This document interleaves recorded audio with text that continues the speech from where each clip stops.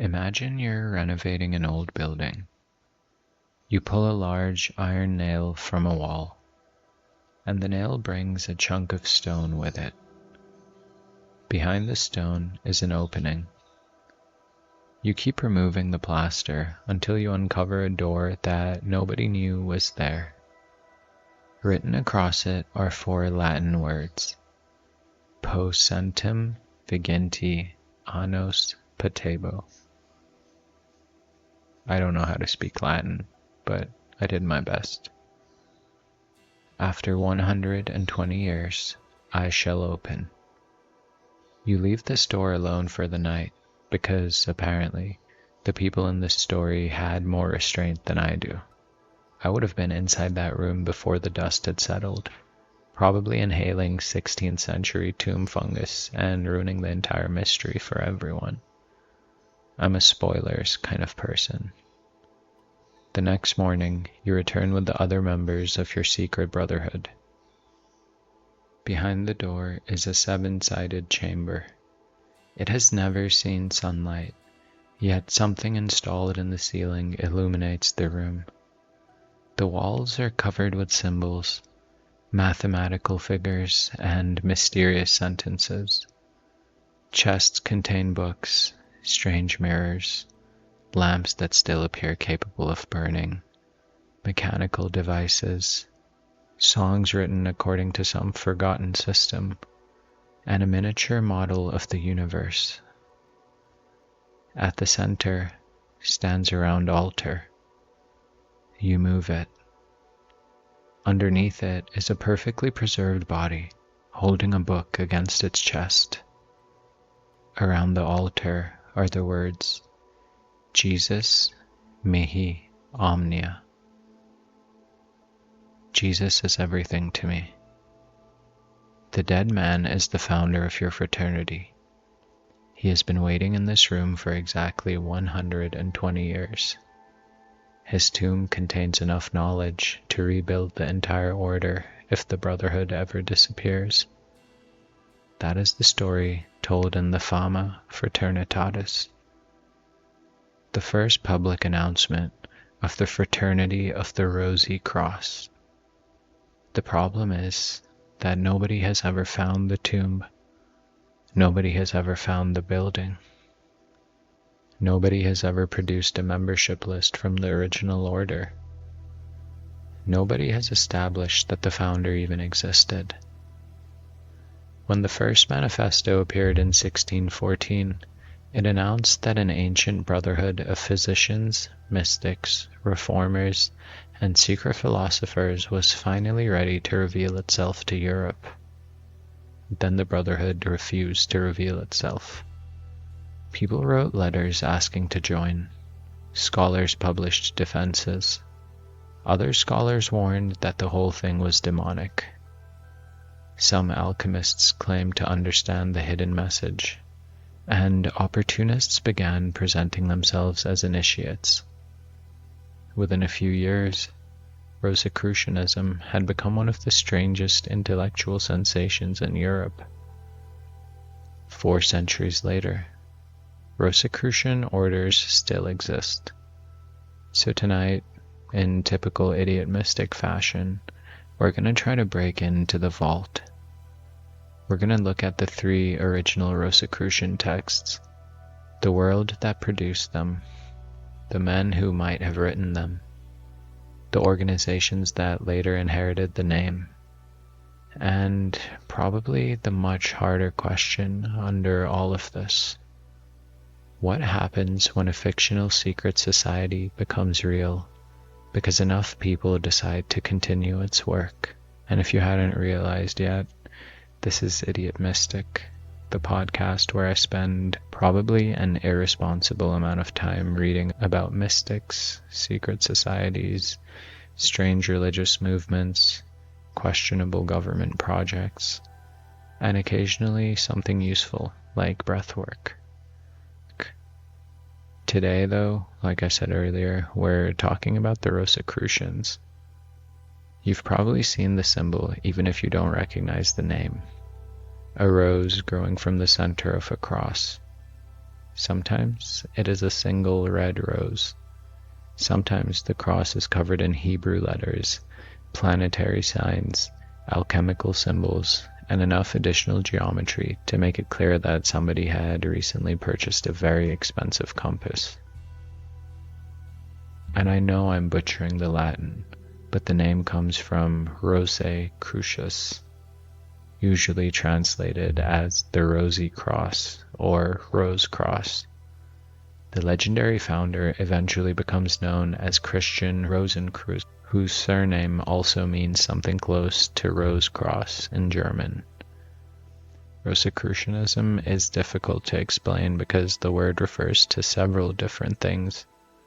There is the literary Rosicrucian brotherhood announced in the early 17th century manifesto. There's the broader current of Christian, hermetic, alchemical, and reformist thought inspired by those documents. And then there are also 18th century initiatory societies that deliberately adopted the Rosicrucian identity. And then there are the Rosicrucian-influenced Masonic degrees, the 19th century occult orders, and then of course the modern organizations such as AMORC, the Rosicrucian Fellowship, the Societas Rosicruciana, and the Lectorium Rosicrucianum. Those were weird names. These groups share symbols, stories, and pieces of philosophy. They don't form one easily documented institution stretching from medieval Europe to the present. Treating them as a single, uninterrupted organization creates a beautiful story, but a terrible history.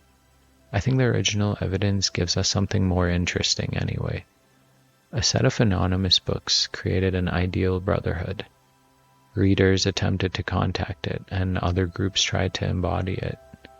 Eventually, organizations appeared that could truthfully say they were Rosicrucian, even if the medieval lineage remained a matter of tradition, symbolism, or possibly faith. The imagined order generated real orders. Before reaching those later developments, we need to return to Germany in the 1600s, when 3 anonymous publications arrived in rapid succession. The Fama Fraternitatis, the Confessio Fraternitatis in 1615, and the Chymical Wedding of Christian Rosenkreuz in 1616. Those 3 books created the Rosicrucian mystery. The Christian manifestos didn't appear during a peaceful period of European history. The Protestant Reformation had shattered Western Christianity. Catholic and Protestant rulers were competing for territory, authority, and legitimacy. Lutheranism had already been divided into its own theological camps. Calvinism was spreading. Religious disagreement could determine whether you kept your job, your property, your freedom, or even your head. The 30 Years' War had not yet begun when the first manifesto appeared, although Europe was already moving toward it. The war erupted in 1618, only 4 years after the Fama entered print. By the time it ended in 1648, large areas of Central Europe had been devastated by military campaigns, disease, famine, and displacement. The old religious order appeared fractured, but the new one had not produced peace. At the same time, European knowledge was expanding in directions that were exhilarating and destabilizing. Copernicus had moved the Earth from the center of the cosmos. Kepler was discovering mathematical laws in planetary motion. Galileo had pointed a telescope at the sky and found that the heavens did not behave exactly as inherited authorities said they should. New maps were changing Europe's picture of the world. Printing allowed religious arguments, scientific reports, prophecies, and rumors to travel at a speed that would have been impossible a few generations earlier. It kind of sounds like where we're at right now. Alchemy remained a part of serious intellectual life. The boundary between chemistry, medicine, theology, astrology, and magic looked very different from the boundaries we use now. Even though certain academics are starting to push back on that. A physician might study planetary influences. A mathematician might write about angels.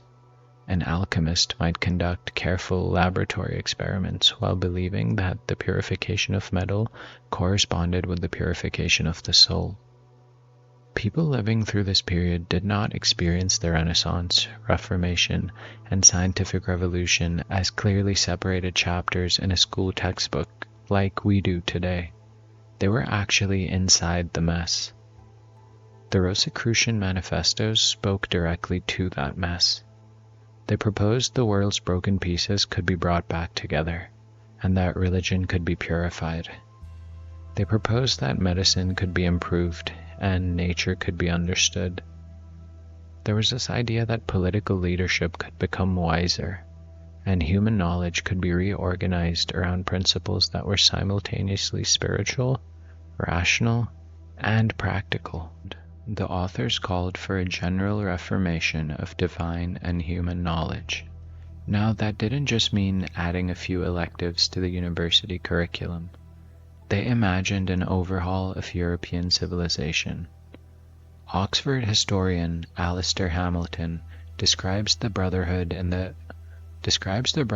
manifestos as enlightened, pious investigators gathering knowledge across the world while waiting for the right moment to assist a general purification of religion and learning.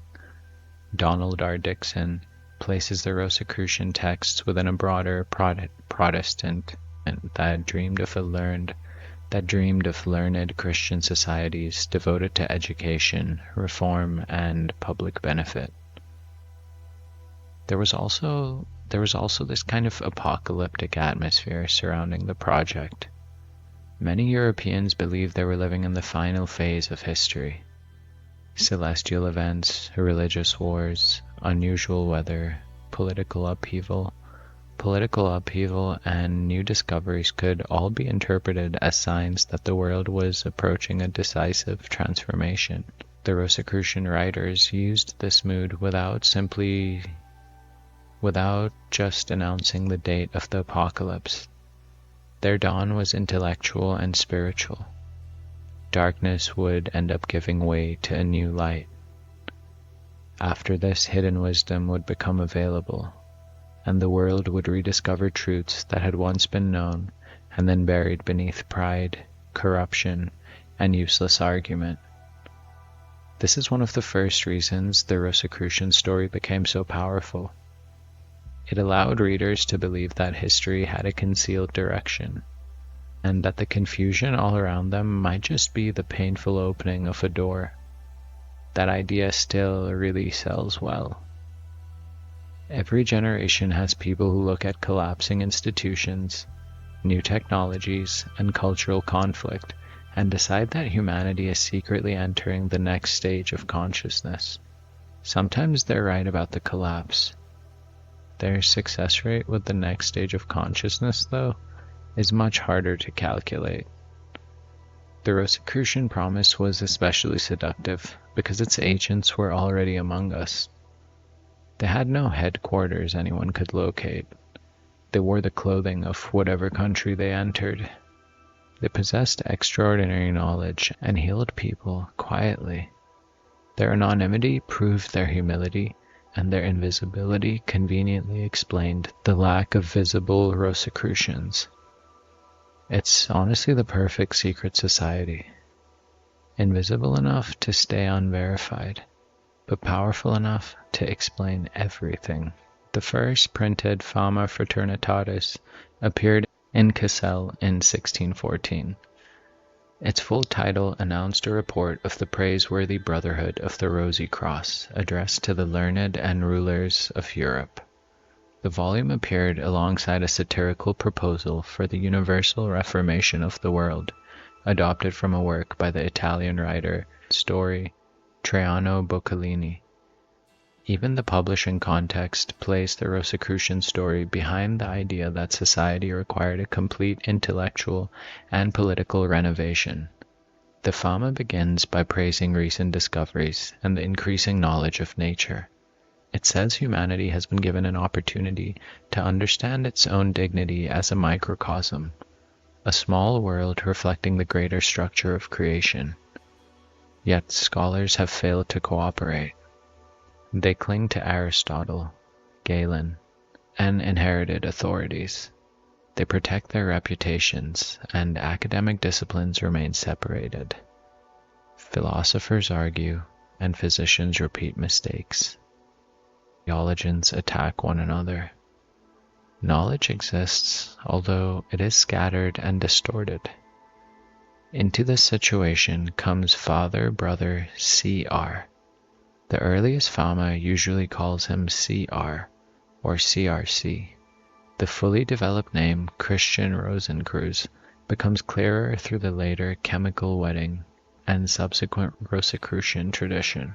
According to the story, CR was born into a noble German family that had fallen into poverty.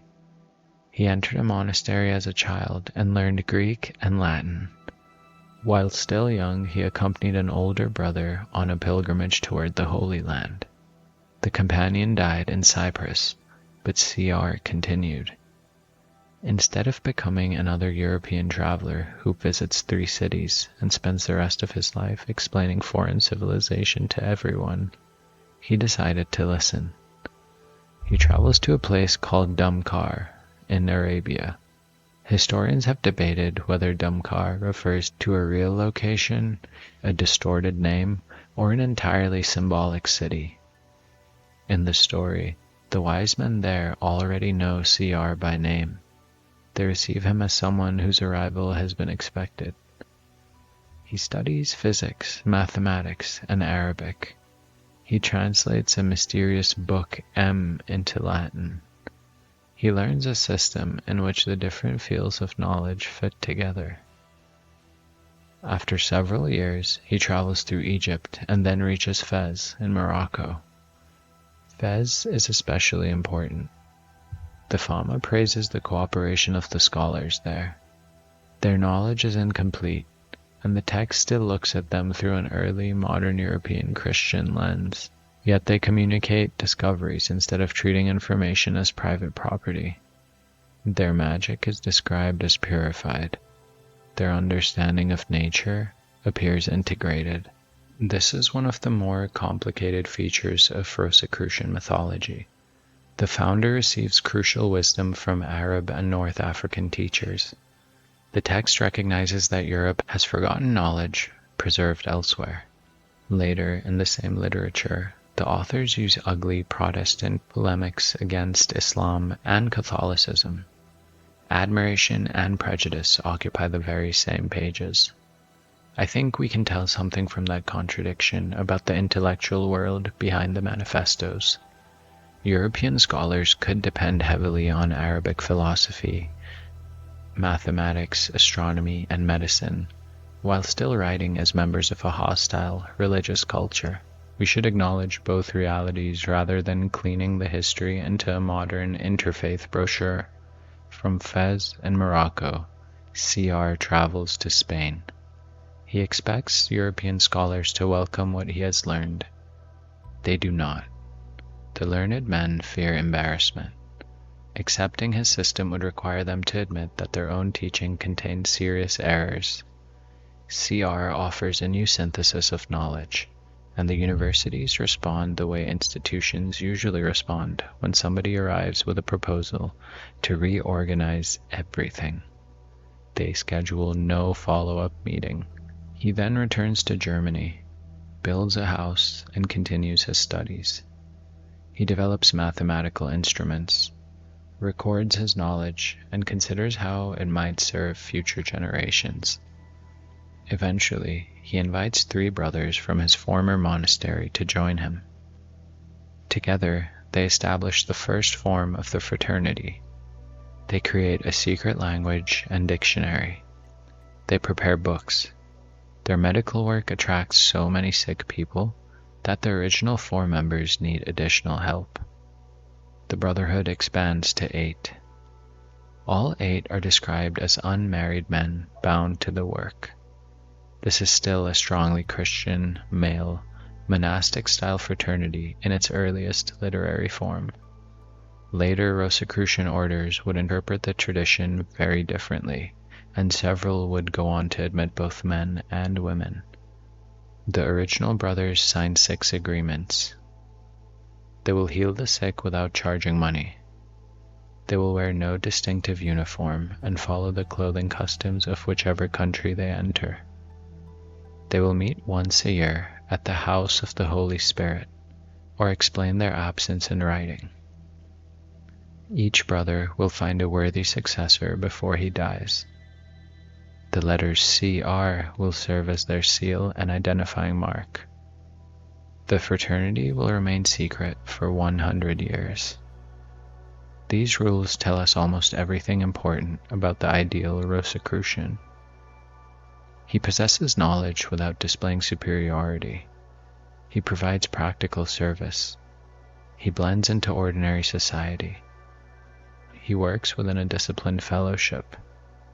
He prepares another person to continue the work when he's gone. And he accepts secrecy as protection against vanity and corruption. There is no instruction to dominate governments, accumulate wealth, or become a hooded figure standing behind a king. The original fantasy is surprisingly modest. The brothers are essentially an international network of highly educated Christian physicians who meet once a year, compare research, refuse payment, and keep their organization hidden. It's much less eyes wide shut and more extremely secret doctors without borders. Except everyone also understands alchemy and has access to a building that cannot be found by wicked people. The 6 agreements and the fraternity's 8-member structure appear directly in the Fama Fraternitatis. CR eventually dies. The later members of the brotherhood do not know where he was buried. Knowledge passes through successive generations, but information about the founder's grave disappears. Then, one brother decides to renovate a building belonging to the order. While moving a brass memorial tablet, he pulls a nail from the wall. The nail removes part of the masonry and exposes the outline of a concealed door. Across it is the promise that the chamber will open after 120 years. The brothers remove the wall and discover the 7-sided vault. Its geometry is very important. 7 appears throughout Western esoteric symbolism. 7 classical planets, 7 days of creation, 7 metals associated with those planets, 7 liberal arts, 7 stages, a 7-fold structure in the Book of Revelation. The room is described as 7-sided, with each wall divided into 10 sections. A bright, artificial sun hangs in the ceiling. At the center is the altar covering the founder's body. The chamber is a model of ordered knowledge. The ceiling concerns the heavens. The walls contain the middle world of symbols, figures, and human understanding. The floor relates to lower powers that the authors refuse to describe because the information could be abused. The tomb is therefore more than a burial place. It represents the cosmos arranged around a center. The center contains the dead founder, who is also somehow the living seed of the order. His body has not decayed. He holds a parchment book described as the fraternity's greatest treasure after the Bible. Chests contain the group's library, mirrors, lamps, bells, songs, devices, and records of CR's travels. The vault includes everything necessary to restore the fraternity after its destruction. Now this is a brilliant image. The order doesn't survive through an unbroken chain of powerful leaders. Its survival is encoded inside a chamber. When the correct moment arrives, Later seekers can recover the pattern and begin again. That concept becomes useful when we look at the real history of Rosicrucianism. No documented chain connects every later Rosicrucian organization with a medieval founder. What survives is a symbolic vault, texts, images, rules, and stories capable of generating new fraternities. Inside the literary tomb, the brothers find several Latin statements. Jesus mihi omnia, Jesus is everything to me. Nequa quam vacuum, nowhere is there emptiness. Legis jogum, I don't know if I'm saying these right. The yoke of the law. Libertas Evangelii, the freedom of the gospel. De gloria intacta, the glory of God untouched. The message is unmistakably Christian. Modern writers sometimes describe the original Rosicrucianism as a neutral collection of universal spiritual truths floating above religion. The manifestos do seek a wisdom that integrates many sources, although their own framework remains Protestant and Christian. CR is not presented as a rival prophet. His knowledge exists beneath the authority of God, Christ, and Scripture. The Fama Fraternitatis even criticizes alchemists who obsess over making gold. Metallic transmutation may be possible within the worldview of the text, but gold is treated as a secondary outcome. A genuine philosopher cares more about understanding creation, healing suffering, and entering a proper relationship with God. This gives us another useful distinction. Spiritual alchemy and laboratory alchemy were never completely separate in early modern Europe. Metals could be heated, dissolved, purified, and recombined in actual vessels.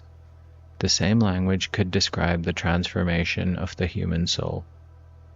The furnace was physical, but it was also you. The Rosicrucian writers used alchemy as science, metaphor, spiritual discipline, and criticism of greed. People chasing gold had confused a byproduct with the purpose of the work.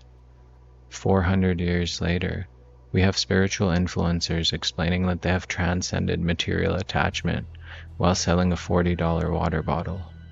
The problem survived the Reformation. The door, seven-sided chamber, artificial light, preserved body, and inscriptions all appear in the Fama's account of the discovery. After describing the vault, the Fama addresses the learned people of Europe. The fraternity invites responses. Scholars may publish their opinions in any language, and the brothers claim they will receive them. This creates an obvious practical problem. Where do you send the letter? The manifesto provides no reliable address.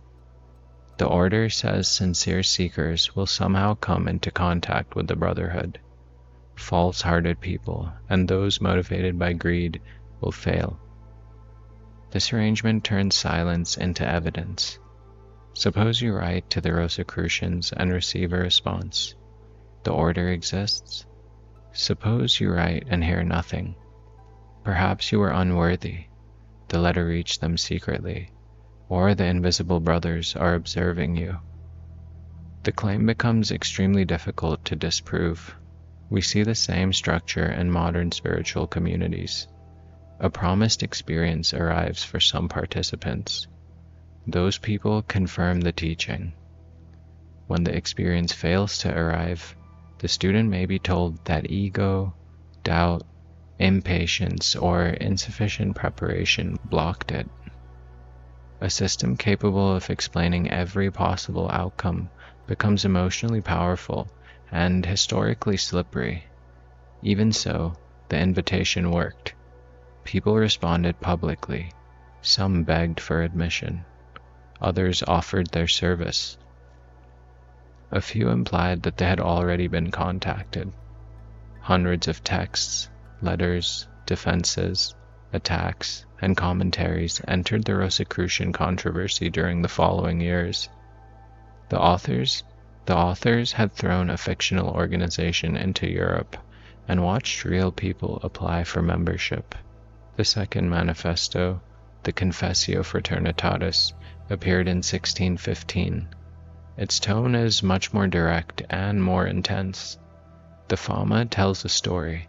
The Confessio explains the historical mission behind it. The writers insist that the earlier announcement should not be dismissed as an invention. Humanity is approaching a transformation ordained by God. Knowledge once acquired through extraordinary labor is becoming available. The fraternity possesses a philosophy capable of surviving even if existing books and institutions disappear. The world, according to the Confessio, is a text. This sounds like a very early simulation theory, but I'm not going to get into that right now. God has written truth into nature, history, scripture, and the human being. A proper philosophy learns to read those books together. This idea is often called the Book of Nature. Creation contains signs of its creator. Astronomy, medicine, mathematics, and natural philosophy become forms of reading. The Rosicrucian problem with existing scholarship is therefore deeper than factual error. Scholars have lost the grammar connecting the parts. Medicine studies the body without understanding its relationship to the cosmos. Similarly, theology argues about language without transforming character. Alchemy pursues gold without wisdom, and political rulers seek power without learning how a human being fits into creation.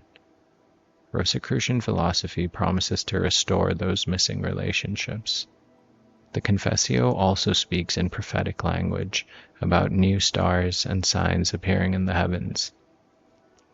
Some interpreters connect this material with the supernovae observed in 1572 and 1604, along with other celestial events that early modern Europeans treated as potentially meaningful. The sky seemed to be announcing that change was underway. The text predicts that hidden writing will become readable, which AI is already doing, and that humanity will discover a universal language reflecting the nature of things. This language would overcome some of the confusion produced by ordinary words. That dream appears again and again in European intellectual history. If we could find the original language, the perfect mathematics, the correct symbols, or the fundamental code, perhaps misunderstanding would end. Human beings would finally see reality without distortion. Programmers sometimes rediscover this hope before spending the next 3 hours arguing about formatting. Just in my experience. The Confessio rejects the Roman papacy in explicitly Protestant terms. It also attacks Islam through the hostile language of its time. The authors imagine a purified Christian empire and place their wisdom inside that political and religious struggle. I think that material should keep us from turning the original fraternity into whatever modern spiritual values we already prefer. Rosicrucianism contained a vision of universal knowledge. Its earliest published form still belonged to the confessional battles of 17th century Europe. And there is more tension here. The founder learns from Arab and North African sages. The brotherhood then declares itself part of an aggressively Christian reform. Knowledge crosses borders much more easily than loyalty. The writers could admire learning from the Islamic world while believing that their own theology would ultimately govern its meaning. That makes me very uncomfortable, although it's historically more honest than pretending that this conflict didn't exist. Near the end, the Confessio says that the fraternity communicates through parables while hoping to guide readers toward a clear understanding of secrets. That may be the closest thing we receive to an instruction manual. Do not read everything literally.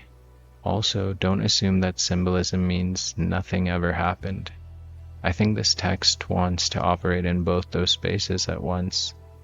The Confessio's publication history, Protestant polemic, claim of a coming reformation, and emphasis on concealed knowledge are present in the surviving text. In 1616, a very different book appeared in Strasbourg. Its title was The Chymical Wedding of Christian Rosenkreuz in the year 1459. The Fama and the Confessio address Europe as manifestos. The Chymical Wedding is an elaborate, symbolic adventure told across, guess how many? 7 days. It reads like alchemical scripture, a dream journal, a dark fairy tale, maybe a theatrical comedy, and of course, as an initiation ritual written by somebody who kept having ideas and refused to remove any of them. This is where Christian Rosenkreuz receives his full name. He is now an elderly, humble man living alone and praying before Easter. A violent storm begins. A magnificent winged woman appears wearing a blue robe covered in golden stars. Her wings are filled with eyes. She carries a trumpet and a bundle of letters written in many languages. She leaves him an invitation to a royal wedding. The invitation warns that the guest must have been chosen by God and properly prepared. Anyone who enters through pride or presumption will suffer. Christian is terrified, and I think that's worth noticing. He doesn't react like a fantasy hero who's been waiting for his special destiny. He worries that he actually is unworthy and may be walking into judgment. Before sleeping, he dreams of prisoners trapped in a dark tower. A rope is lowered repeatedly, and a few people manage to catch it and escape. Christian awakens injured from the struggle and interprets the dream as preparation. The next morning, he dresses in white, ties a red ribbon across his body, and places 4 roses in his hat. The rose and cross symbolism is now embodied in the traveler himself. He begins his journey and reaches a place where 4 paths are offered. Each carries a different danger. The story never gives us a simple map explaining which spiritual tradition each road represents. Christian ends up committed to one route through a mixture of decision and circumstance. This makes the journey feel much more human. I think many of us would like to describe our spiritual path as a carefully chosen response to divine guidance. A surprising amount of it, at least mine, came from being tired, meeting somebody at the correct moment, missing an exit, or clicking a video at 2 a.m. Christian reaches the castle and passes through a series of gates. He gives up tokens and receives new ones. He is questioned about his name, identity, and purpose. Inside, he finds an enormous group of supposed philosophers, nobles, and initiates. Many are loud, confident, and self-important. They brag about secret abilities. They mock the humble. They assume their invitation proves their spiritual achievement. Christian believes he is the least worthy person in the room. The following day, a great scale is prepared. 7 weights are placed on it. Each guest must be weighed. The boastful candidates fail almost immediately. Some cannot endure even 1 weight. Others make it farther. A few pass the complete test. Christian survives all 7 weights, and then supports additional weight beyond what is required. His humility turns out to be strength. The scene works as a criticism of occult pretension. Possessing vocabulary, clothing, and confidence doesn't make someone spiritually substantial. The scale measures what the person has actually become. Anyone can announce that they understand secret wisdom. Then, life places weight on the platform. The unqualified guests receive different punishments. Some are dismissed, some are mocked. Others face harsher consequences depending on how badly they deceive themselves and those around them. Christian and the successful candidates are admitted further into the mystery. The ceremonies become stranger. They witness royal figures, processions, plays, riddles, and elaborate banquets. Christian wanders through parts of the castle that may be forbidden.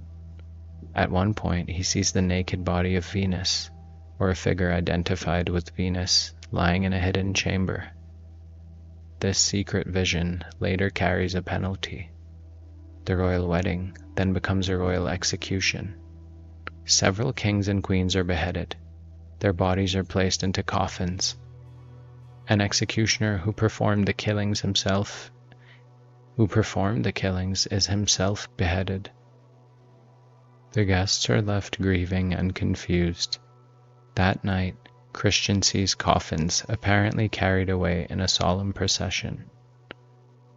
Much of what the candidates witness is staged, concealed, or doubled. Public ceremony hides the real operation. The initiates are eventually taken by ship to a tower containing laboratories. Here, the alchemical work begins. The royal bodies are processed. Materials are washed, heated, dissolved, distilled, and recombined. Liquids are collected, and an egg is produced. From the egg emerges a bird. The bird changes color as it is fed. It becomes black, then white, then brilliantly colored, echoing the traditional alchemical sequence of putrefaction, purification, and reddening. The bird is killed and reduced to ash. From its remains, the operators prepare 2 small human forms. These grow into a new royal couple. Death has produced renewal. Division has become union. The king and queen return through art, nature, sacrifice, and divine permission. The marriage promised by the title may therefore occur at several levels. Sulfur joins Mercury.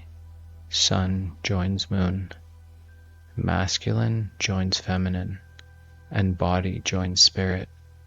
Consciousness joins a deeper source.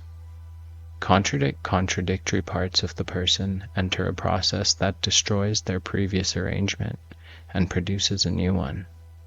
At the end, Christian and other successful participants become Knights of the Golden Stone. Then the story circles back to his earlier mistake. Christian admits that he saw Venus. Because of this, he must become the guardian of the gate. The book ends abruptly, almost in the middle of its conclusion, leaving him at the threshold. After 7 days of initiation, he receives a position that looks very much like service. The great reward is becoming responsible for the door. That feels appropriately Rosicrucian. You enter hoping to learn the mysteries of the universe. You finish the course and then discover that you've been assigned reception duty. The surviving chemical wedding is an allegorical narrative organized around these 7 days, beginning with the winged messenger and progressing through testing, execution, lab work, and the restoration of the royal pair. There's no single accepted interpretation of the chemical wedding, at least that I can find. An alchemical reading sees the story as a symbolic description of the great work. A Christian reading sees death and resurrection, purification, and the restoration of creation. A psychological reading sees maybe the integration of divided aspects of ourself. And if we read it from a political angle, it sees rulers and institutions destroyed, purified, and remade. And of course, there's the literary reading that sees satire aimed at boastful alchemists, false initiates, and people making up ancient secrets. I guess these interpretations can overlap. The book could also be deliberately unstable. It gives the reader enough symbolic structure to search for meaning, and then adds details that don't fit into a neat system. John Crowley, who produced a modern literary version of the story, argued that it can be read as an early work of fantasy or speculative fiction. The castle contains mechanical wonders, artificial life, strange theatrical devices, and scientific imagination. That reading doesn't remove the esoteric dimension. I think it just reminds us that early modern writers could use occult symbolism because it was intellectually exciting and because it made for a fantastic story. Sometimes a winged woman covered in eyes represents divine wisdom. Sometimes the author also knew that a winged woman covered in eyes would be extremely memorable. I think the most convincing reading allows the book to remain several things all at once. It's an initiation story, an alchemical romance, a Christian fable, a satire, and a fantasy about disciplined knowledge defeating vanity. It could also have just been a young writer enjoying the fact that nobody could stop him or her. The most important historical name in the Rosicrucian story is Johann Valentin Andrei. Forgive me for all my pronunciations. Andrei was born in Württemberg in 1586. He studied theology, mathematics, languages, and the intellectual currents surrounding the University of Tübingen. He later became a Lutheran pastor, theologian, and educational reformer. In his autobiography, Andrei acknowledged writing an early version of the Chemical Wedding while he was young. He later described it with the Latin word ludibrium. That word is often translated as joke, game, playful fiction, theatrical performance, or mockery. People sometimes reduce this entire mystery to that one sentence. Andrei admitted it was a prank, but I think the evidence is a lot less clear. Calling something a playful fiction does not necessarily mean it contains no serious purpose. Satire can carry a reform program. A fictional society can express the kind of real community an author wishes existed. Andrei spent much of his life proposing Christian associations devoted to education, moral improvement, and useful knowledge. His later Christianopolis describes an ideal Christian society organized around learning and communal responsibility. Donald Dixon's work on Andrei argues that the Rosicrucian material belongs within his larger interest in these utopian kind of brotherhoods. The Invisible Fraternity may have been a literary experiment that allowed Andrei and his associates to dramatize an intellectual program. Andrei was probably part of a wider Tübingen circle that included figures such as Tobias Hess and Christoph Besold. Tobias Hess was a physician, theologian, and prophetic thinker interested in religious reform. Besold was a scholar with broad legal, political, and seemingly philosophical interests. Historians still debate exactly who wrote each manifesto and how the texts developed. Some scholars assign a central role to Andrei. Others emphasize collaboration within the Tübingen circle. The Oxford account by Alistair Hamilton considers Andrei the likely author of the Fama and Confessio, written years before their printed publication. The texts may have circulated privately before being printed without the original authors fully controlling what happened next. That possibility explains part of Andrei's later discomfort. Imagine writing a strange, anonymous story with a few highly educated friends. You use a fictional brotherhood to criticize universities, religious corruption, and fake alchemists. Years later, the document escapes. Europe believes the brotherhood is real. People begin publishing applications. Occultists claim membership. and critics accused the imaginary order of sedition and demonic activity. Imagine you're trying to build a respectable career in the Lutheran Church, while strangers insist that you are secretly connected to an invisible network of immortal alchemists. At some point, you may start emphasizing that it was a literary game. Andre did distance himself from the Rosicrucian craze. He redirected his attention toward openly Christian reform societies. Still, it seems the central idea was always the same. Disciplined people should cooperate across fields of knowledge, improve education, deepen Christian life, and serve society. He rejected the Rosicrucian spectacle more clearly than he rejected the desire underneath it. The manifestos produced a surprising reaction. Supporters wrote public letters to the fraternity, critics published warnings, physicians, theologians, alchemists, and political thinkers debated whether the brothers existed, whether their theology was orthodox, and whether their promised reform would help or destroy Europe. Adam Hasselmayr, of Paracelsian ideas, became one of the earliest enthusiastic respondents. He praised the brotherhood and interpreted its appearance as a major sign of the approaching transformation of the world. His enthusiasm did not improve his life. The original Fama reports that Hasselmayr was punished and sent to the galleys after attracting the hostility of Jesuit authorities. The details have been debated, although his response demonstrates how seriously some readers treated the announcement. Andreas Libavius, a physician and early writer on chemistry, attacked the manifestos. He saw theological error, social danger, and intellectual confusion.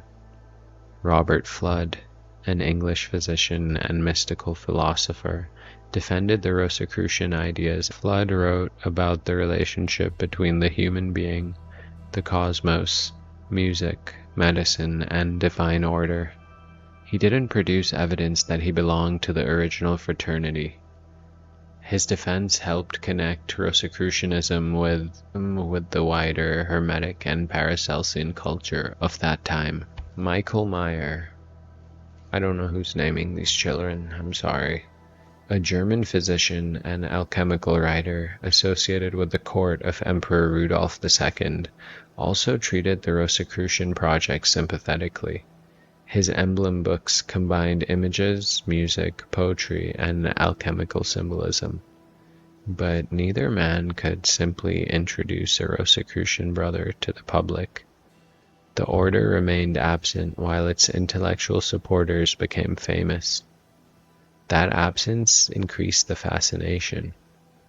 Between the manifesto's supporters and enemies, Rosicrucianism became a public identity that almost anyone could claim and nobody could verify.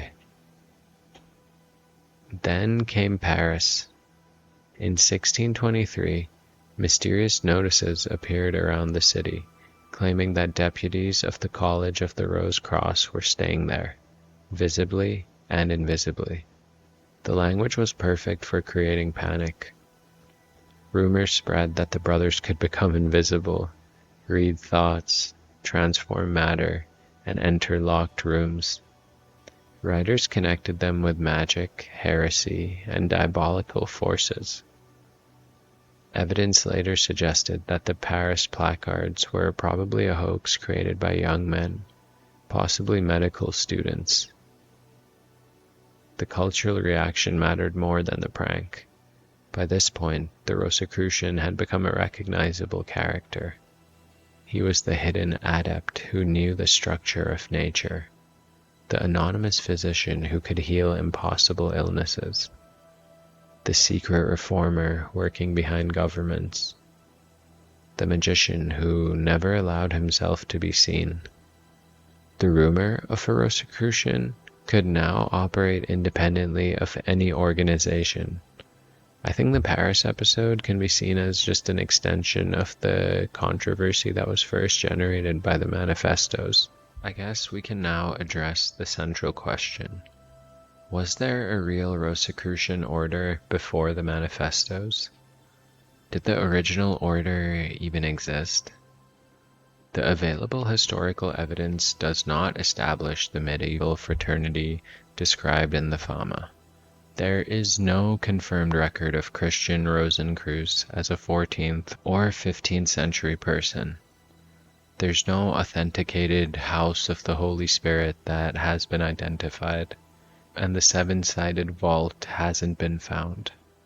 No reliable archive gives us the 8 original brothers and their successors, and there's no evidence demonstrating an order operating secretly for 100 years before the 1614 announcement.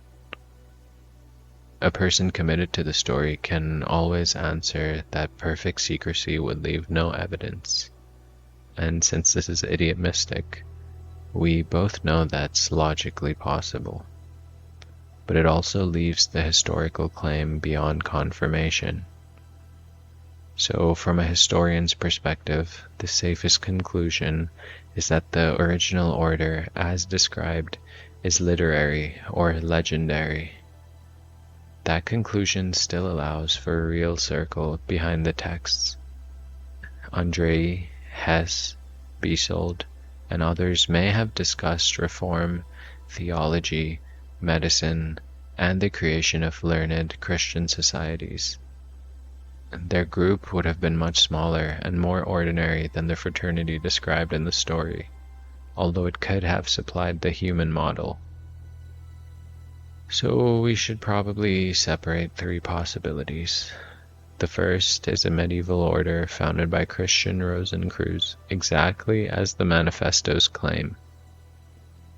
The second is an early 17th century circle of writers and reformers who used the fictional brotherhood as a symbol. The third is a spiritual fraternity existing beyond ordinary documentation, perhaps known through initiation rather than archives. People are free to explore the third possibility. I think it just gets iffy when we present belief as archival proof. An ancient lineage can give an organization authority, but it can also hide the creativity of the people who actually built it. A modern Rosicrucian order doesn't become meaningless because it began in 1858, 1909, or 1924. Those dates tell us when people transformed the Rosicrucian ideal into a functioning community. I think that achievement is interesting just by itself. My personal beliefs are that the Rosicrucians did and do exist. But according to history at large, the fraternity described in the manifestos probably never existed in the precise form presented. The manifestos undeniably existed and caused major intellectual controversy. They ended up inspiring organizations that did eventually become real. Just so I'm not filling your mind with nonsense, as of now, scholars treat Rosicrucianism as a literary phenomenon, reform movement, and later institutional tradition, rather than a single documented medieval body. Now let's talk about the rose and the cross. The central symbol is simple enough to draw and broad enough to support hundreds of interpretations. A rose appears at the center of a cross. Within a Christian reading, the cross represents suffering, sacrifice, death, and the historical life of Christ. The rose represents unfolding life, beauty, secrecy, love, resurrection, and the soul opening toward God. The flower grows from the instrument of suffering. That image carries an obvious spiritual message. Human development does not occur outside pain, limitation, and embodiment. The rose opens at the center of the cross instead of floating safely above it. Alchemy can give this image another dimension. The cross can represent the 4 elements, the material world, or the meeting of vertical and horizontal forces. Rose becomes the perfected result of the work, multiplicity arranged around a center. In some later diagrams, the rose contains Hebrew letters and 22 petals associated with the paths of the Kabbalistic tree of life. Planetary and elemental signs appear on the arms of the cross. The symbol becomes an entire map of Western ceremonial magic. Those elaborate versions mostly belong to later orders, especially the 19th century Golden Dawn tradition. The original manifestos do not hand us one authorized diagram with a complete explanation. This matters because Rosicrucianism developed through reinterpretation. Each generation opened the vault and rearranged what it found. For one group, the rose and cross represented esoteric Christianity. For another, spiritual alchemy. For someone else, an initiatory grade within Freemasonry. And for some, the rebirth of the divine principle within a fallen world. A symbol survives partly because it never finishes explaining itself. There's no end. After the first Rosicrucian controversy faded, the name didn't disappear. During the 18th century, identifiable organizations began adopting Rosicrucian structures more formally. One of the most important was the German Order of the Golden and Rosy Cross, generally associated with the middle decades of the 1700s. This group had grades, rituals, internal leadership, and actual members. Candidates were often drawn from Freemasonry. Alchemy occupied a central place in its teaching.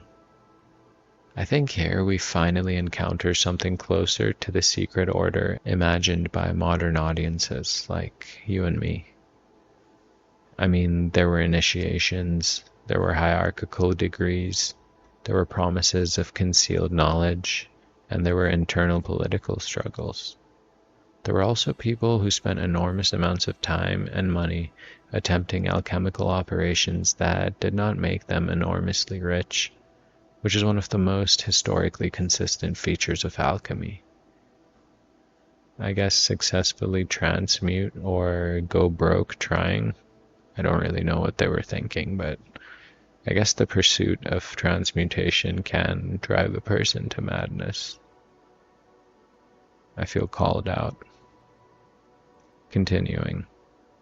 The Golden and Rosy Cross opposed parts of the rationalist Enlightenment and attracted conservative religious and political interests.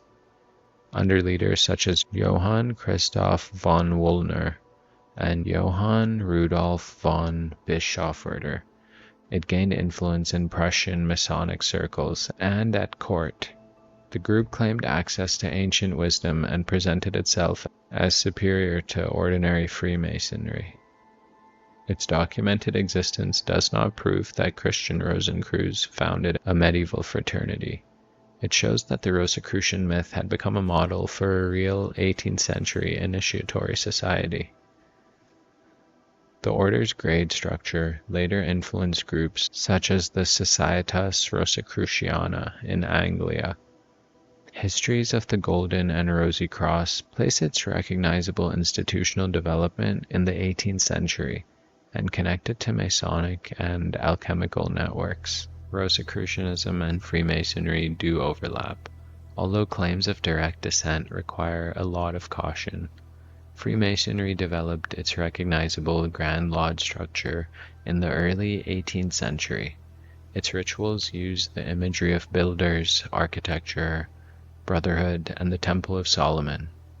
Rosicrucian literature had already circulated for around a century.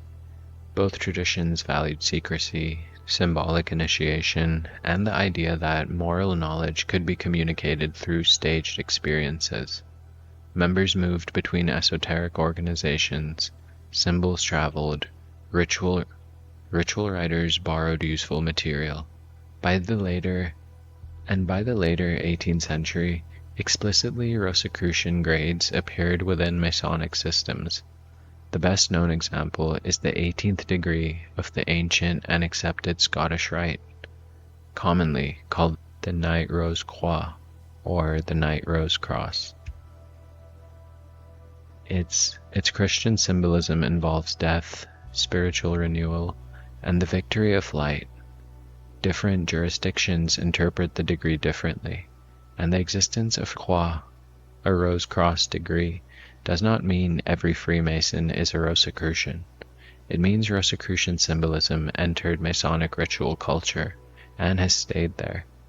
The relationship should be described as influence, exchange, and later institutional overlap, maybe. I think statements that Freemasonry was secretly founded by the original Rosicrucian brotherhood go not just beyond evidence, but into the realms of misinformation. The two currents become entangled because 18th and 19th century esoteric thinkers belonged to multiple societies and treated the Western tradition as a shared symbolic library. They did what people still do when they join several Discord servers devoted to approximately the same subject and slowly forget which one taught them which idea. In 1867, the Societas Rosicruciana in Anglia, usually shortened to SRIA, held its first formal meeting in London. The SRIA is a Christian Rosicrucian society whose members must already be Master Masons, recognized by the United Grand Lodge of England. It is independent from ordinary Masonic degree systems, although its membership requirement and organizational culture place it firmly within the Masonic world. The society studies Rosicrucianism, symbolism, philosophy, history, and related esoteric subjects. It uses a sequence of grades divided into orders. And the SRIA is very important because several of its members later helped create the Hermetic Order of the Golden Dawn. William Wynne Westcott, William Robert Woodman, and Samuel Liddell MacGregor Mathers were associated with the Rosicrucian Masonic environment from which the Golden Dawn emerged in 1888. The Golden Dawn expanded the curriculum dramatically. I'll do a whole separate video on them. It'll probably be another 2 hours, maybe. Anyway, the Golden Dawn combined Rosicrucian symbolism with Hermeticism, Kabbalah, astrology, tarot, ritual magic, Egyptian magic, and Enochian material. It admitted women as well as men and attracted figures such as W.B. Yeats, Florence Farr, Arthur Machen, A.E. Waite, and eventually the Beast himself, Aleister Crowley.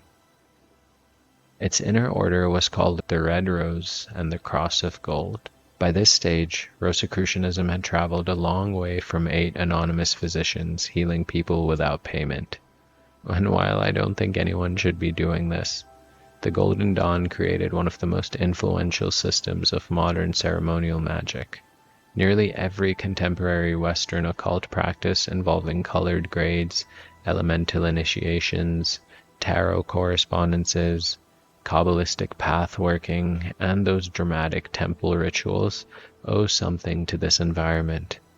The connection is historical and not imaginary. The SRIA identifies its 1867 foundation and continuing Christian Masonic character, while Oxford Histories placed the Golden Dawn's foundation in London in 1888 and describe its Rosicrucian inner order. Across the Atlantic, another remarkable figure was building an American Rosicrucian. Pascal Beverly Randolph was born in New York in 1825. He was an African-American physician, writer, spiritualist, traveler, and occult teacher. His life probably deserves its own episode. Randolph moved through spiritualism, clairvoyance, trance mediumship, social reform, and esoteric philosophy. He traveled internationally and developed teachings involving will, imagination, relationships, and physical intimacy. In 1858, he established the Fraternitas Rosicrucis in the United States. Its first lodge opened in San Francisco in 1861. Randolph's order represents one of the earliest documented Rosicrucian organizations in America. Later leaders developed its teachings in their own directions, and its history became tangled in competing claims of lineage. Still, I don't think Randolph's importance should be overlooked. The history of Western esotericism is often narrated as a sequence of European white men passing secrets to other European white men. Randolph disrupts that picture completely. He participated in international occult networks during the 19th century and helped shape American esoteric culture before several organizations that later became more famous. Documentary references date Randolph's Fraternitatis Rosicrucis to 1858 and its first lodge to 1861. Then in 1909, Max Heindel established the Rosicrucian Fellowship following a series of lectures in Seattle. Heindel was born Carl Louis von Grasshoff in Denmark.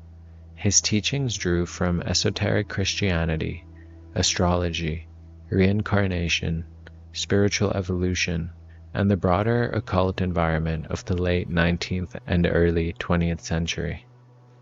His major work, the Rosicrucian Cosmoconception, presents an enormous spiritual cosmology. Presents a ridiculously large spiritual cosmology. It describes planes of existence, subtle bodies, the evolution of humanity, rebirth, karma, initiation, the mission of Christ, and future stages of consciousness.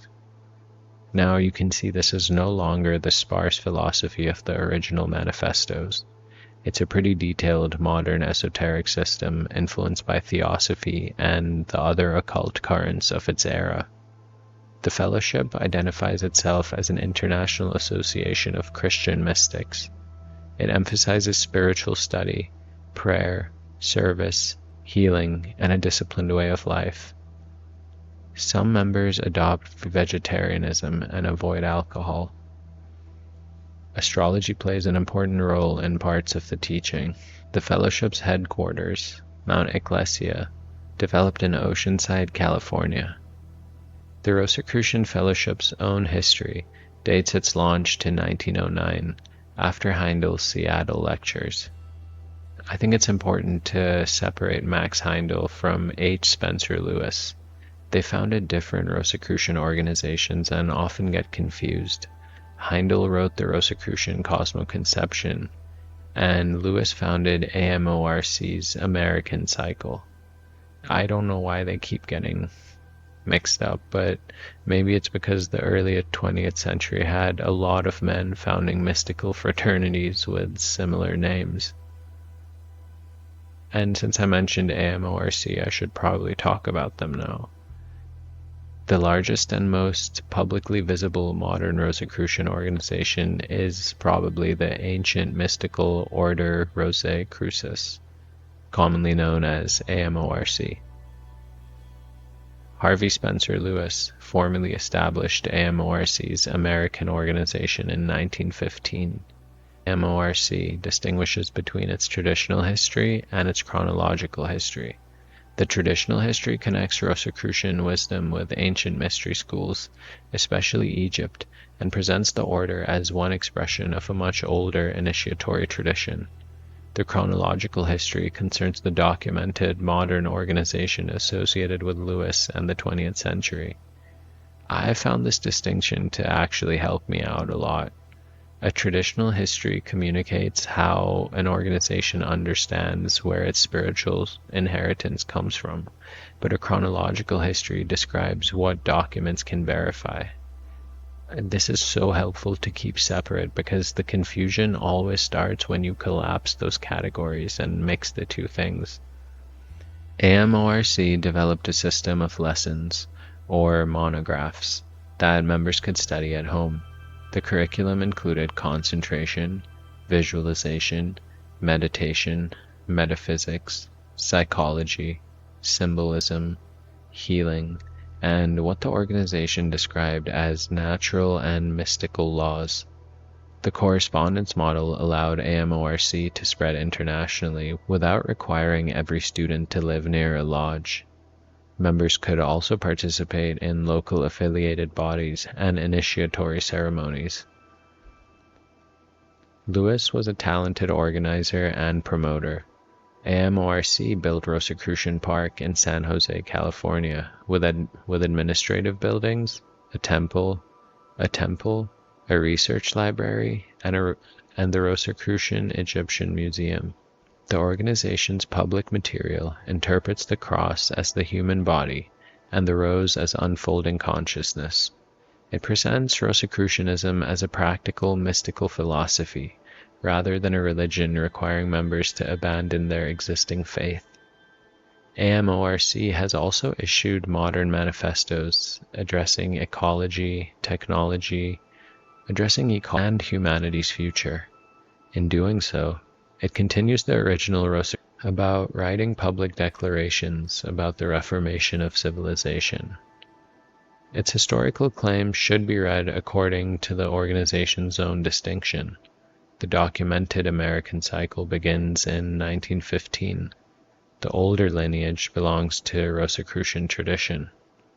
AMORC's official publications describe the 1915 cycle, its traditional versus chronological framework, as well as its symbolic interpretation of the Rose Cross. Another major current we should talk about is the Lectorium Rosicrucianum. My mouth hurts from saying these names. Also known as the International School of the Golden Rosy Cross. Its roots go back to the Netherlands in 1924. I don't know how to say these names, particularly the work of Jan van Rickenborg, born Jan Lien, and Cathrose de Petry, born Henriette Stockhuizer. The Lectorium developed a strongly... The names are killing me for this episode. The Lectorium, and they always do when I talk about Rosicrucianism. People think I'm insane because I can't say the thing I'm trying to talk about. The Lectorium developed a strongly Gnostic interpretation of Rosicrucianism. Its teaching describes ordinary nature as a world of conflict, birth, death, and repetition. Within the human being exists a spiritual principle capable of awakening to a divine order beyond this cycle. The goal is transfiguration.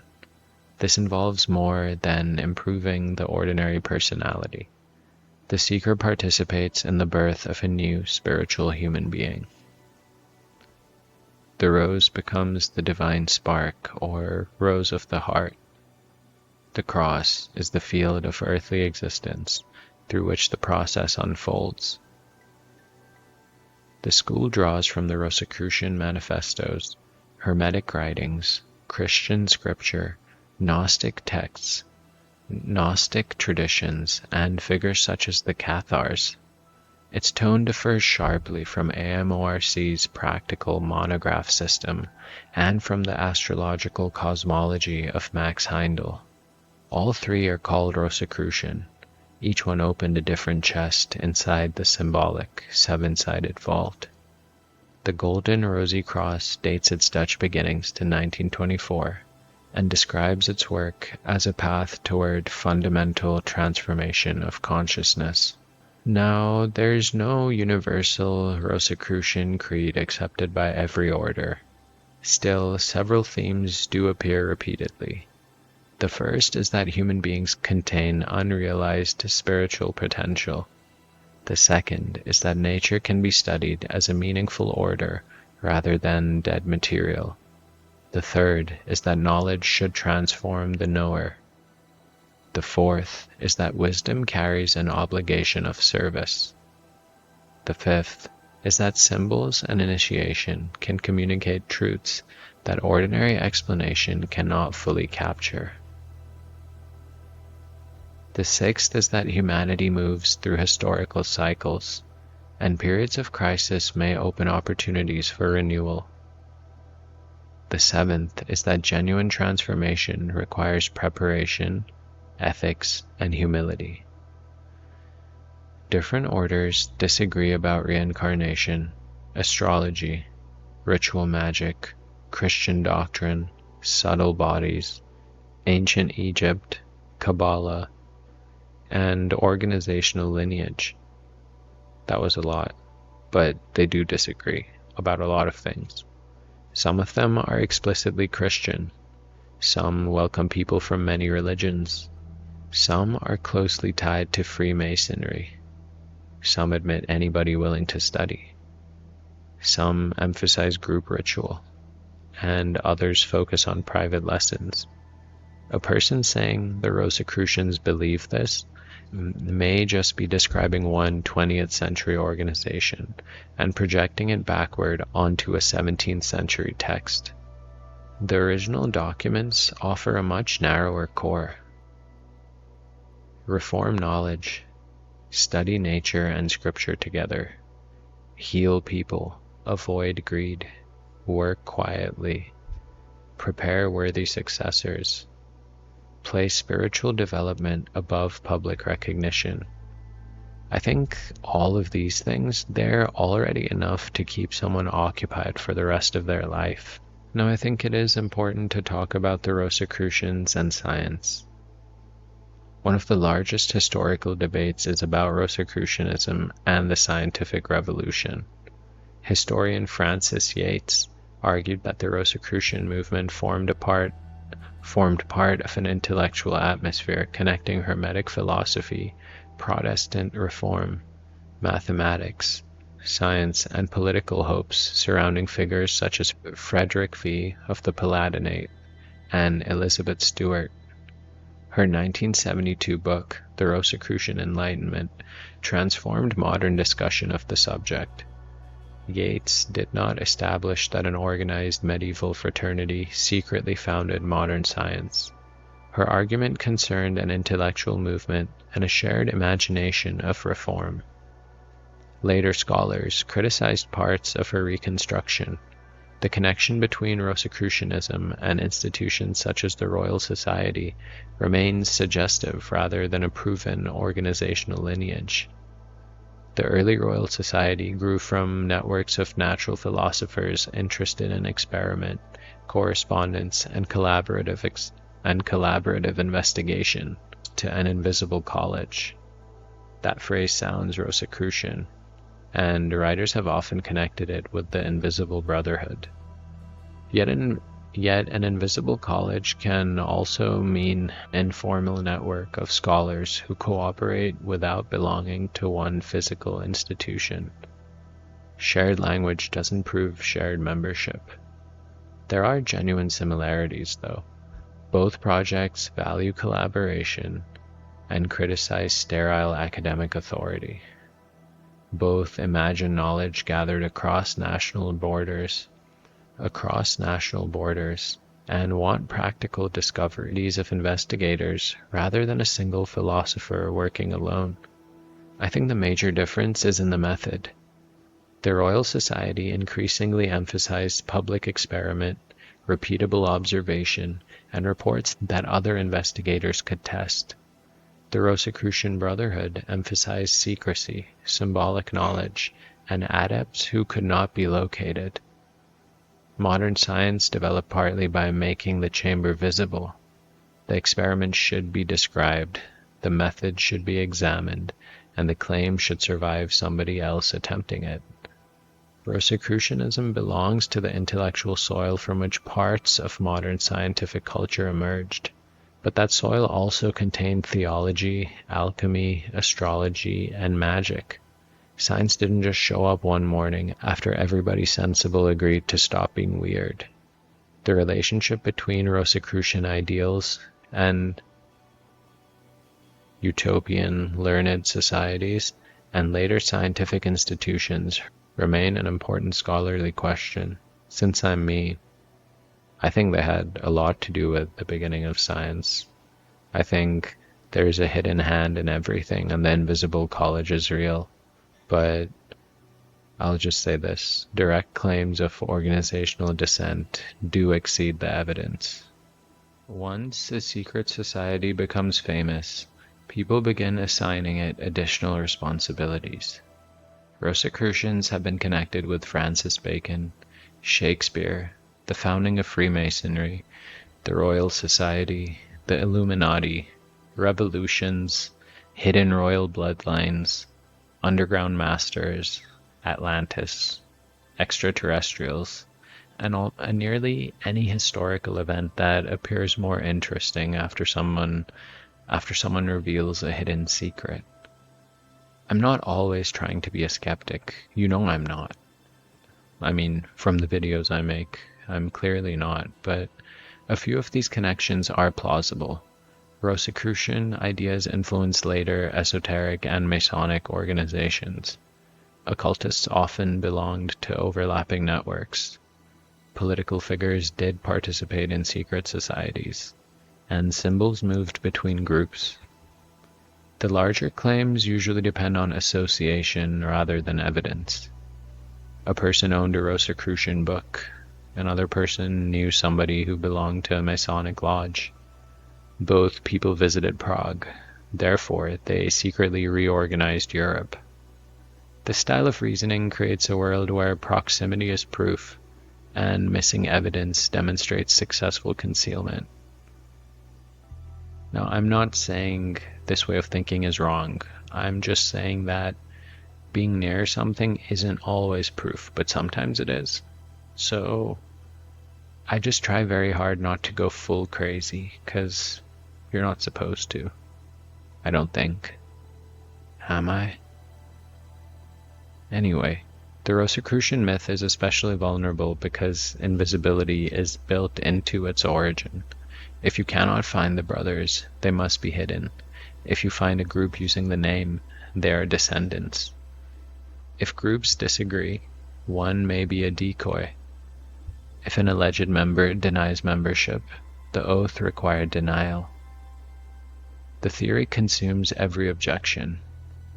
A more careful approach gives us plenty of mystery without abandoning our standards completely. Anonymous intellectuals published revolutionary documents. Their identities are still partly disputed, and the texts triggered a documented European sensation.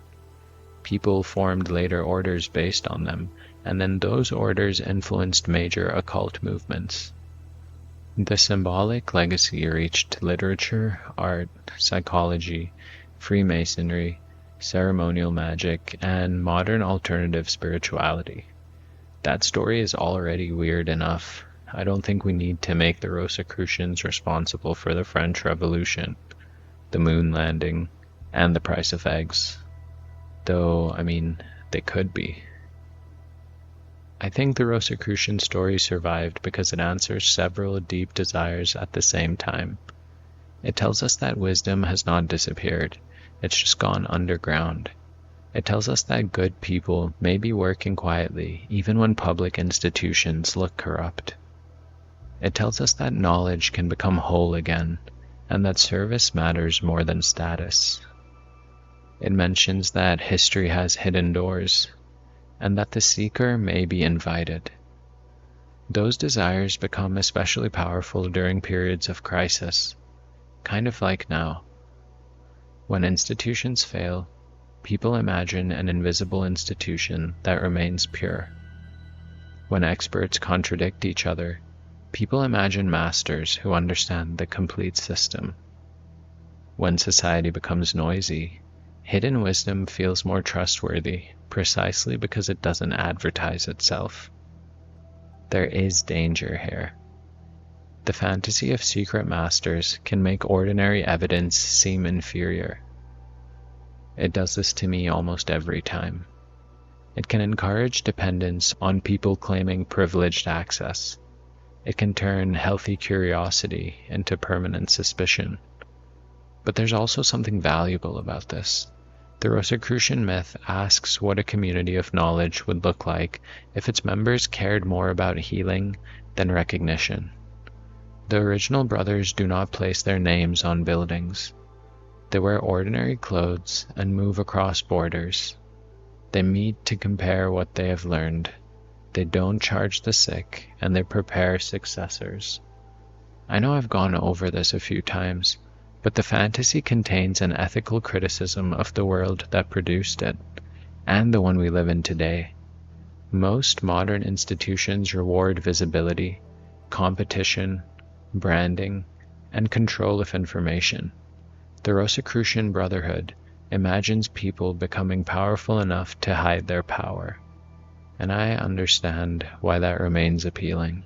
Now let's talk about the idiot mystic problem. There's a personal reason I find the Rosicrucian story interesting. Anyone who studies meditation, mysticism, religion, or the occult eventually encounters the desire for hidden confirmation. You practice something for years. You have an experience you cannot easily explain. Part of you wants to discover an ancient group that already mapped it perfectly. You want the secret book. You want the teacher behind the teacher. You want somebody to tell you that the confusion has a structure and that you have reached the correct chamber. Sometimes a tradition helps. Good teachings can save us years of wandering. The fantasy becomes dangerous when we stop testing what the teaching does to us. Does it make us more honest? Are we becoming easier to live with? Can we admit when we are wrong? Are we serving anyone? Does our mystical knowledge survive a mildly inconvenient afternoon? I think the chemical wedding understands this better than a lot of modern spiritual systems. The loud initiates fail the scale. Christian passes because he does not assume that he deserves to pass. His initiation does not conclude with permanent escape from ordinary responsibility. He becomes the keeper of a gate. That is a useful ending. The spiritual path often begins with the hope of gaining some kind of spectacular knowledge. After enough time, the work becomes painfully ordinary. Listen carefully, speak truthfully, take care of the body, keep promises, help people when possible. Don't turn every unusual feeling into a sign from God. Make sure the person selling enlightenment is also not asking you to invest in crypto. The Rosicrucian ideal reaches its strongest form when the symbols return us to conduct. Healing without payment, living without theatrical superiority, meeting others to share useful knowledge, training a successor, and remaining hidden from the part of ourselves that wants applause. You don't need to believe that Christian Rosenkreuz was a historical person to take those principles seriously. I mean, I think I kind of do. A fictional founder can still expose something real. So, before I wrap this up, let's return to the hidden room. A brother removes a nail. The wall opens. Behind it is a door prepared 120 years early. Inside waits a body that has not decayed, holding a book that can restore their fraternity. Historians will tell you the vault was probably never a physical chamber. Symbolically, though, they'd say it opened exactly as promised. The Rosicrucian texts disappeared into libraries, private collections, translations, and later rituals. Different generations found them and rebuilt the order according to their own needs. 18th century alchemists opened the vault and found a hierarchy of secret grades. Freemasons found initiatory symbolism. The Golden Dawn found a map for ceremonial magic. Max Heindel found an esoteric Christian cosmology. H. Spencer Lewis found a modern correspondence order.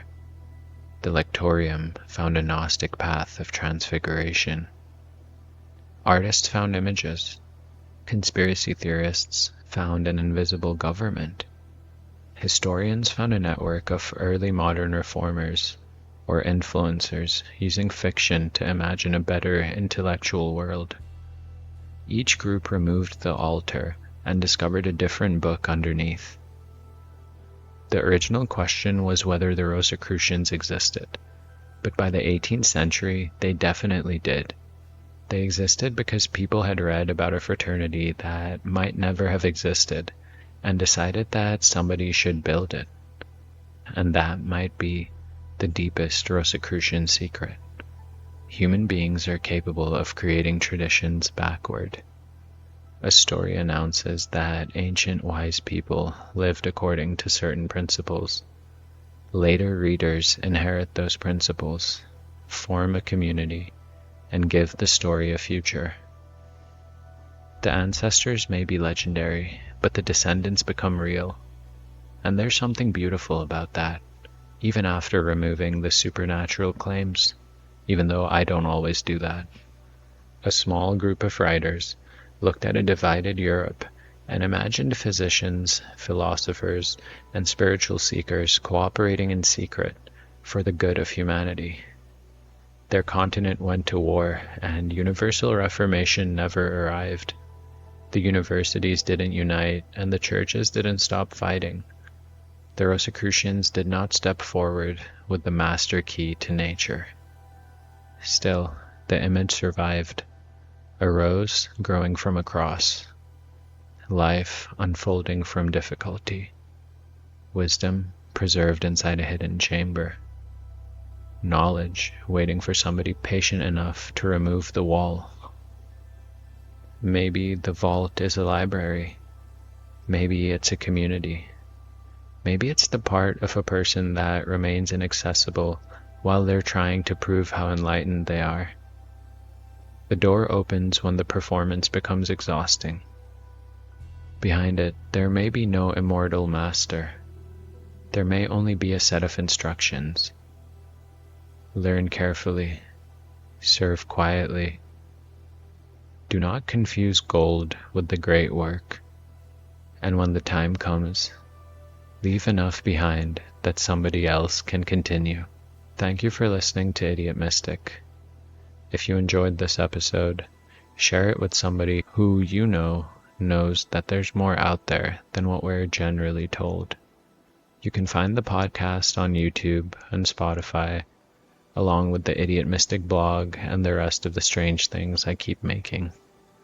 Feel free to stop by the Discord if you want to talk more about Rosicrucians or Rosicrucianism or really anything else. Until next time, take care of yourself, please.